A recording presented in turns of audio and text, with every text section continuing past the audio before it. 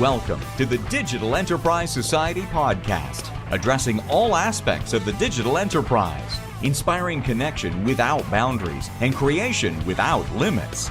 Thank you for tuning in. Here are your hosts, Thom Singer and Craig Brown. Hey there, and welcome to another episode of the Digital Enterprise Society podcast. Thank you so much for coming along on the journey of this show that we designed to be a resource for those who work in and around PLM. The Digital Enterprise Society is a forum for the exchange of ideas surrounding the tools, processes, and practices used across the product lifecycle. To learn more, visit digitalenterprisesociety.org. My name is Thom Singer, and I have the honor to co-host this show, usually with Craig Brown. Craig is an industry veteran and former PLM leader at General Motors. However, today Craig's not with me, and today we're going to talk about career and the metaverse. This is going to be kind of exciting. I am joined by Barry Vince and Sarah Cameron from Motive Workforce Solutions.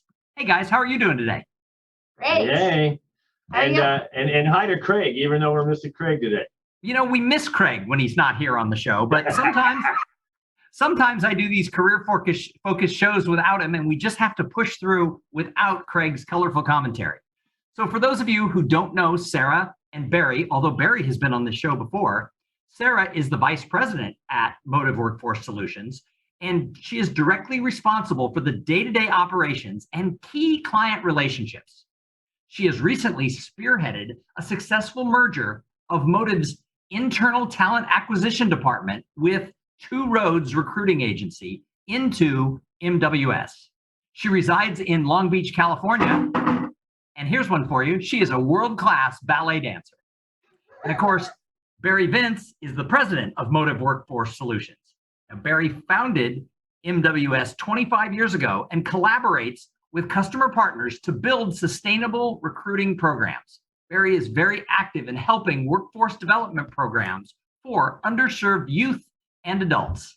And in his spare time, he runs ultra marathons of 100 miles. Now, when I read that, I kind of freaked out and my legs started hurting because I'm real proud of the fact that I've run 3 half marathons. That's 13 miles. He runs 100 miles at a time in these ultra marathons. So we're just going to saddle up and say Barry's kind of crazy. But he only does it in the metaverse. Oh, Maybe I should do it in the metaverse. His legs don't even hurt. It's amazing. I could run marathons in the metaverse. Come on. I am a world-class ballerina in the metaverse as well, and that's it. Awesome. All right. So here's the thing. A lot of people listening may not know what is the metaverse. So can you guys tell us what is the metaverse and how does somebody eventually or even now work in the metaverse? Yes. You want to take this? I would just think of the metaverse as a virtual reality world where people can join together, collaborate. Generally, you have an avatar. You enter into this digital world, and I think we need to get ready for it. It's coming quick. So Barry, add on to that. Yeah, and I think it's really cool. And I think the young people would know the metaverse because they were in on the beginning of gamers who are strategizing on battlefields and whatever, like our kids were doing. And now that's evolved into a giant platform where we have currency. Facebook is recently renamed and it is now Meta, and they're obviously investing everything in their whole entire company into the metaverse. So, I think it is showing up on everybody's radar now. And I think one of the most interesting things, if you think about a gaming platform in comparison to the metaverse, and a gaming platform, you had developers that basically said, okay, if the gamer does X, then the game will do Y. And that's how they collaborated. You basically collaborate with the game. Now you have individuals who are operating within this universe with free will. So you no longer have a set outcome based on what you're doing. So it just creates this whole new collaborative communication network. It's awesome. Pretty tough for old guys like me to figure this out, but it's pretty cool the way it's coming. Well, I'm an old guy too, and I listen to what you're saying, and I'm excited about it. And at the same time, I'm like, I don't even know where to begin. So why do you think the Gen Zers are so attracted to the idea of jobs in the metaverse? Absolutely. Well, I think the pandemic, spoke to the Gen Zers and created a virtual, workplace for everybody. The metaverse is obviously expanding on that. But I think youth and Gen Z is now expecting, hybrid or virtual work, and this just falls right into it perfectly for them. And it's much more exciting than like Zoom. I think I have two teenagers who are in high school, and they were in a Zoom-based world over the last year. And so this gives, I think if you're stuck in that type of environment, this creates something much more exciting. So why would employers look to utilize the metaverse for their teams? Are there some advantages with this? Oh, yeah. Like if you think about, when I think even in our small company, we have a headquarters location and then 7 divisions. The headquarters location, as far as the culture feel, is very different than our satellite offices. So if we could create a metaverse around what our headquarters location looks and feels like, and you can have that same, I'm going to continue to use the word collaboration, but that collaborative energy, you can bring people in from all over the world, a global network, and allow them to really experience culture at a headquarters location. And when we're talking about jobs and retention and trying to keep people interested, culture is a key component right now. Absolutely. Yeah, and from a workplace standpoint, everybody, you can share screens, you can join people in the lounge, you can go have coffee with them, you can go have lunch with them, and that doesn't just pertain to one facility anymore. That's the whole world, right? So you could be over in England and I could be in Alaska, and we can go have lunch, and you're going to see way more of that in companies, which allows way more collaboration. And I think about like Zoom, you can imagine what it was like going from a phone call to a Zoom conversation. Now you're jumping again to a one-on-one, face-to-face conversation in this virtual reality world. Cool. Although you don't have feet in the metaverse, from what I understand. Is that right? Well, I created my avatar last night, and it has little shoes. I didn't see feet, but it has shoes. I didn't see the barefoot shoes are option. so important in all universes. I've got green shoes. So is this something that we're going to see more companies jump in on in the short term, or is this more of a long-term play? I think it's right now. It's short-term, long-term, everything. I mean, all the giant companies, Siemens, Nike, everybody is creating their own metaverse or using different platforms to engage on them. And, from a recruiting standpoint, it's awesome. I mean, so you could have, different hiring managers all lined up in a different lounge or a meeting room or whatever it might be, and you might be the applicant, and you would walk into that job fair and be able to, see lines of people and little avatars running around and this and that, and say, hey, click on this person, and that person is the hiring manager of software engineers, and this person's of whatever it might be. And you can walk around and have meetings face to face with them. And that's makes the world pretty small, pretty cool,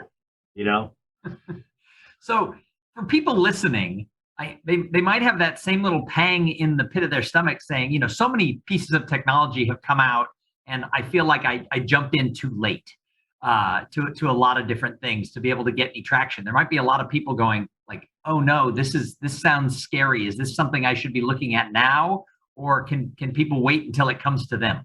I think you need to look at it now. If you're in the job market, you're a designer, a developer, something along those lines, this is the place to be. There's a ton of jobs that are focused on virtual reality. These corporations now have to design and build their metaverse. I think that if you jumped in now, you're on the forefront. You need to understand how the world works. You're going to have companies and metaverses where there's NFTs, non-fungible tokens. So there's going to be currency exchanging, trades taking place within this world. So I think it's probably time to try and understand what's going on so that you can participate. You don't want to be left behind on this one. Well, yeah, and if you're, an experienced person or older person like me again, and you are, interested in the employment world, or if you're an employer, you're going to have to play in this world. You're going to have to. And it was sort of like, I guess, the transition from a phone call or a face-to-face meeting to Zoom, right? And it took a little while, but now we're all sort of used to Zooms or video calls. And I think it's going to be pretty similar to that. But I would start getting ready for that. So a lot of the people who listen to our podcast here are not the senior managers in companies, but a lot of them work for big companies. And some of the big companies you already mentioned are starting to roll out sort of their metaverse. But if someone's working for a smaller company or they're in a smaller department of a larger company and they're nodding their head to what you're saying, yes, we need to be doing this, but they're not the decision maker. How can somebody approach their team or their bosses about this is something we need to be doing, and how do they set that conversation up? Yeah, sure. I think really if you talk to any employer, big, small company, doesn't matter, everybody needs people and everybody needs to retain people. So if you're talking about attracting the next generation to your company so that you can go to the next level, this is something you're going to need to have. If you're talking about retaining and building culture, again, another great opportunity to, really round out your business and, take it to the next level. So I think that that's an easy conversation to have with an entrepreneur or a CEO if they're passionate about their business, which they generally are. And you can make it fun. Like, for instance, when I was doing my deep dive into this last night, I scheduled a happy hour with our team, right? And we have people in different locations.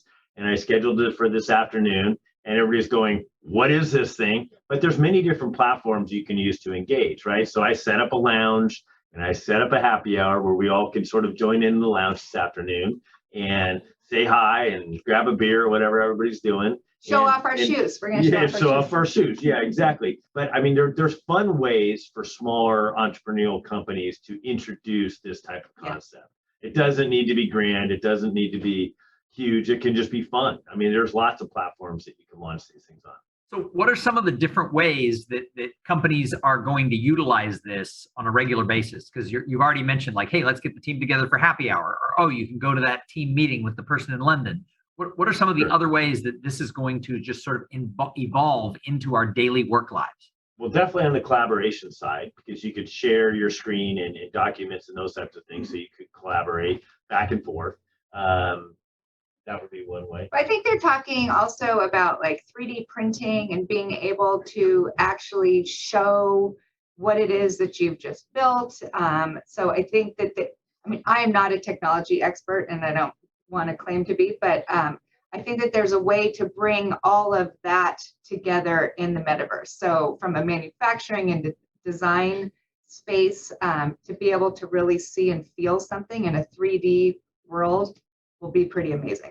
So the people who listen to the show know that my background is I'm a professional speaker and trainer. So I go into companies and I talk about company culture and trust and accountability and building relationships. And then I also serve as keynote speaker or the master of ceremonies for like large company conferences and association events.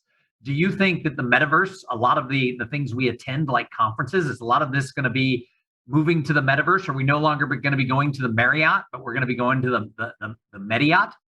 I think that the pandemic showed us that there is a space for that in the metaverse, but people still like being together. Yeah. So my guess is that there would be a combination of both. I think that there would be an offering of a digital or virtual reality space, but then also the live, I hope. And in talking to my son last night about this, he said, yeah, I really want the live. Like the live still feels good for him. And he's 16. So I think you'll have a combination of the two. Well, and I think we learned in the last couple of years that we can deliver content through all sorts of virtual and digital platforms, whether it's the metaverse or whether it's Zoom or other, podcasts, other things. We learned during the pandemic that we can educate and we can share the content via these online platforms. But some of that face-to-face, human-to-human, serendipitous hallway conversations they've been harder to replicate. Do you think those are going to be easier to replicate with the metaverse? I think they'll be a little bit easier. I mean, number one, I agree with Sarah. I mean, you can't replace face-to-face and the feeling of talking to somebody and looking them in the eye.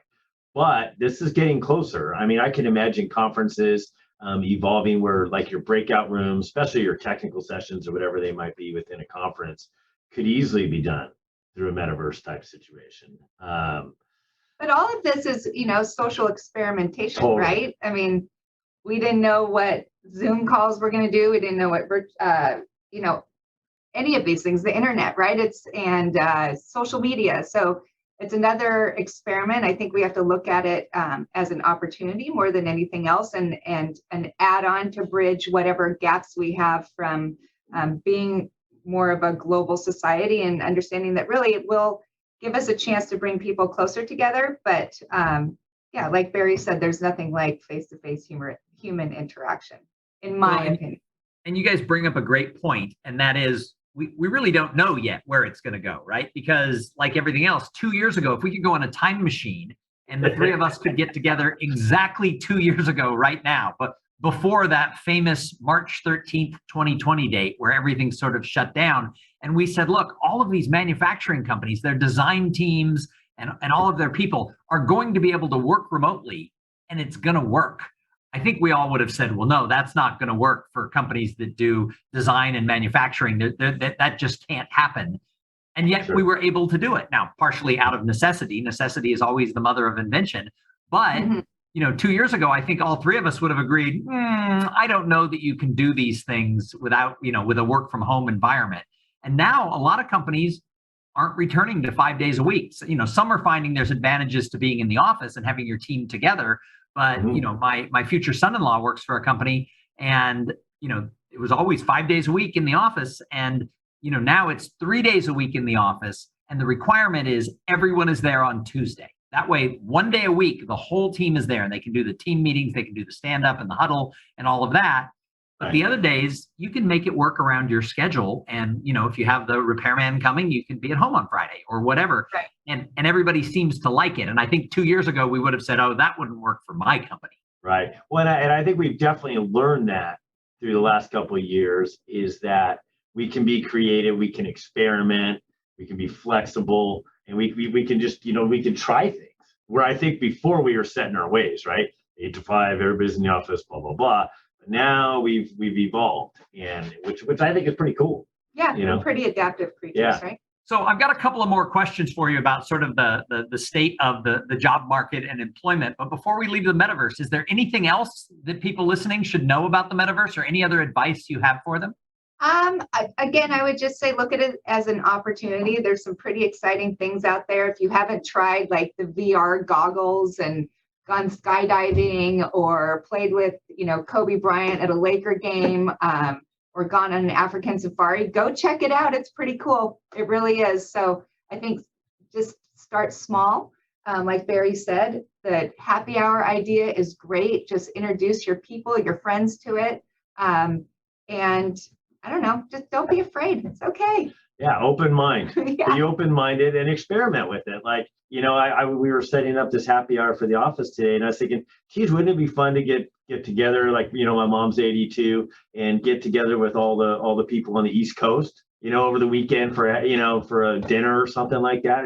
Or a boat ride. Experiment with for fun stuff like that, right? And then make it cool, and then you'll be more comfortable in the work environment.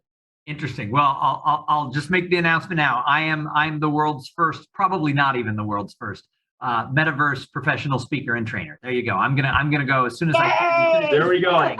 Bring it on. As soon as we finish this recording, I'm gonna go explore my role as speaker and podcast host in the metaverse.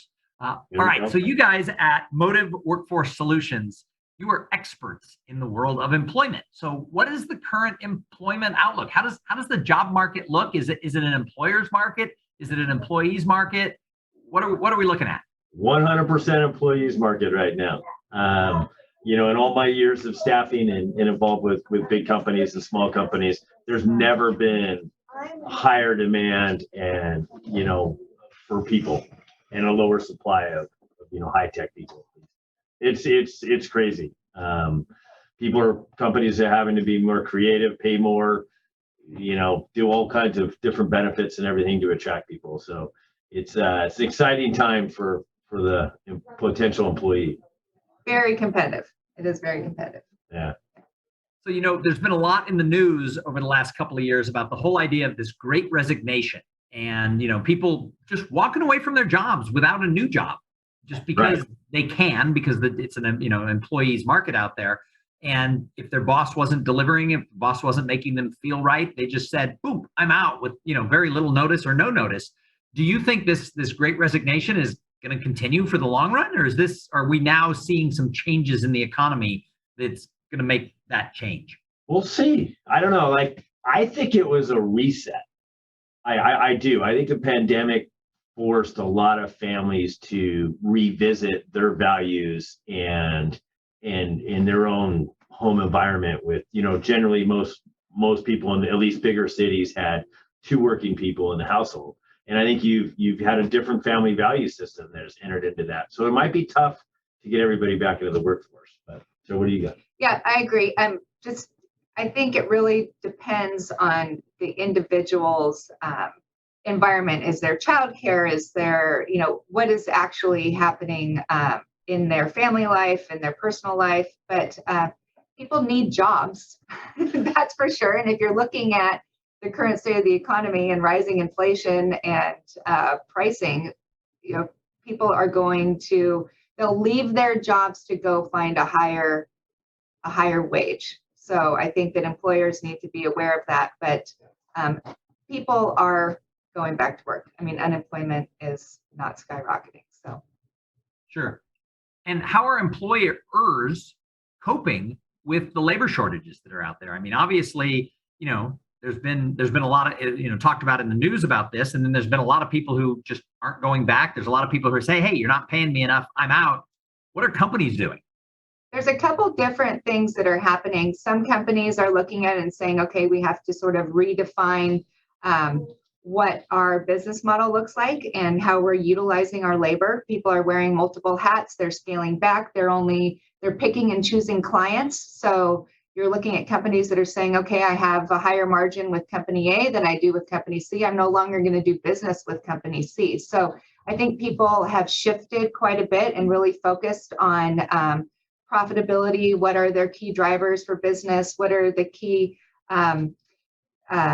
aspects of their business that really have potential growth? And then they're looking at budgets and potentially expanding budgets on some places. But I just think it's causing business owners to be more prudent in how they're spending their resources and what type of business they're going after. And I think a lot of high-tech companies saw this coming many years ago. I mean, I remember being up at a meeting with Lockheed Martin probably a decade ago, and the labor shortage was already coming in the high-tech world. We weren't pumping out enough engineering degrees to meet the demand of upcoming projects, right? And so what I think that a lot of big companies have done is, increase their automation, robotics, efficiencies, learn to do without the mass amount of people that they needed before. I mean, if you go into a new Amazon plant, if you go into one of those giant buildings that's 10 stories high, those are robotics, self-driving vehicles. I mean, everything's done by computers, and you don't see a lot of people in the warehouse. They're not stacking shelves anymore. All that stuff's done, through virtual and automated tooling. So I think you're seeing a lot of companies that have invested heavily in that. So if somebody's listening and they're in a position where they're not loving where they are, they want more opportunity, maybe they want some more money, maybe they want more flexibility, what advice do you have for the person who is an employee who's maybe ready to make that move, but they're not in the position to just quit and go look? What advice do you have for someone to position themselves to get a great job? I think that the employee does have to be careful in how they're positioning a job change, right? You don't want to just say, oh, I want more money. I think that people understand a lifestyle change. People understand maybe feeling like you're stuck and there's no upward mobility in a company. But an employer is still not going to steal someone just because, right? You need to still add value. And so having that job while you're looking for a new company still is important. So I would say do your research and get out there, look on the internet and see what types of jobs are available to you. There certainly will be some. And if you're in a great position, then there's probably a great position for you. Yeah, and I don't think you really have to market yourself. I would let everybody come to you, and using tools like LinkedIn, like your LinkedIn profile is your sales profile of you, right? Nowadays, every major employer in the world's on LinkedIn. And so if your profile is up to date and it's got pictures and it really is an accurate portrayal of you, you're gonna get passive interest all the time.